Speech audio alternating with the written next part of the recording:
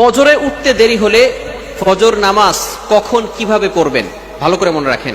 অনেক সময় আমরা নামাজ পড়ি, 5 ওয়াক্ত নামাজই পড়ি, ফজরের নামাজও পড়ি, কিন্তু অনেক সময় ফজর নামাজে উঠতে লেট হয়ে যায়। এই নামাজটা কখন কিভাবে পড়বেন? বর্তমান সময় ইয়াং জেনারেশন এমন ভাবে মোবাইলের পিছনে পড়েছে যে তারা সারা রাত ধরে মোবাইল ইউজ করে, রাত 1টা 2টা 3টা পর্যন্ত মোবাইল ইউজ করতে থাকে। অ্যান্ড্রয়েড ফোনে অশ্লীল ভিডিও এবং মুভি নাটক দেখতে দেখতে দেখা যাচ্ছে তারা ফজরের নামাজ আর পড়তে পারে না। তাদের ঘুম থেকে উঠতে উঠতে 7টা 8টা 9টা 10টা বেজে যায়। এমনকি তারা এই ফজরের নামাজ, যারা নামাজি বান্দা, এই সমস্ত বান্দারা তারা ফজরের নামাজ জোহরের সাথে অ্যাড করে ফেলে। ভালো করে মনে রাখবেন, জোহরের সাথে অ্যাড করা যাবে না।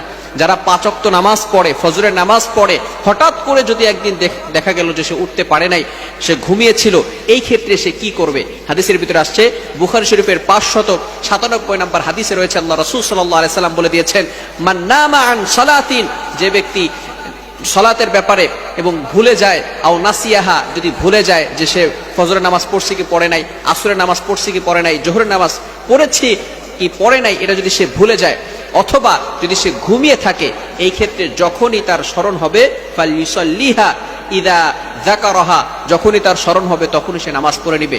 এই ক্ষেত্রে যদি আমরা ফজরের নামাজ দেরি করে ফেলি, উঠতে না পারি, যখনই আমরা ঘুম থেকে উঠব তখনই আমরা ফজরের নামাজ পড়ে ফেলবো, যদি মামনু, নিষিদ্ধ সময় না হয়। অর্থাৎ যখন সূর্য উদয় হয় এই সময় নামাজ পড়া যাবে না, নামাজ পড়া হারাম।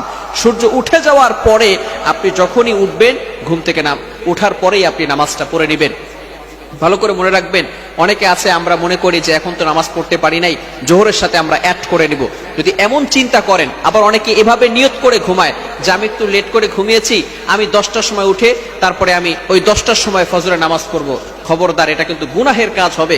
আল্লাহ পাক রব্বুল আলামিন পবিত্র কোরআনুল কারীমের ভিতরে বলে দিয়েছেন, 5 নম্বর পারার ভিতরে সূরাতুন নিসার 103 নম্বর আয়াতে আল্লাহ তাআলা বলে দিয়েছেন, ইন্নাস সালাতা কানাত আলাল মুমিনিনা কিতাবাম মাওকুতা, মুমিনদের উপরে এই নামাজটাকে নির্ধারিত সময় ফরজ করা হয়েছে। সুতরাং ফজরের নামাজের যে নির্ধারিত সময় আছে এই সময় পড়তে হবে, জোহরের নামাজের যে নির্ধারিত সময় আছে এই সময় পড়তে হবে, আসরের নামাজের যে নির্ধারিত সময় আছে এই সময় পড়তে হবে।